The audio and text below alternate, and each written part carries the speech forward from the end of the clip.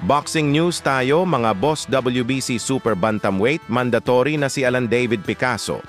Nagsalita na kay Naoya, Inoue. Marami kasi ang nagsasabi mga boss na natatakot o umatras itong si Picasso kay Naoya Inoue, kaya nagpaunlak ng interview itong si Picasso kung saan sinabi niyang wala daw siyang natatanggap na opisyal na kontrata mula sa kampo ni Inoue.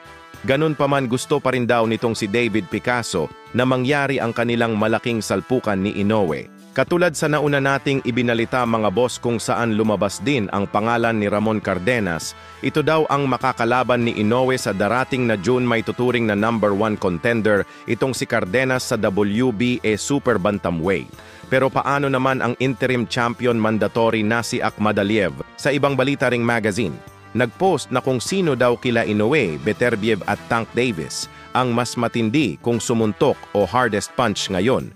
Kung saan may isang fan dyan na pinagtatawanan si Tank Davis. Bakit daw isinama pa sa listahan si Tank Davis?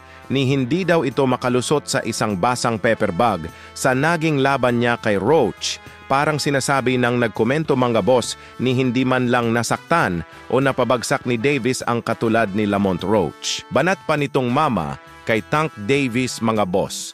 Karamihan daw sa kanyang mga ni-knockout ni Tank Davis ay galing sa maliit o mababang timbang, sabay pinapaakyat sa kanyang timbang, sabay tinawag pang walang hiya daw itong si Tank Davis. Ayan mga boss ang problema kasi kay Tank Davis.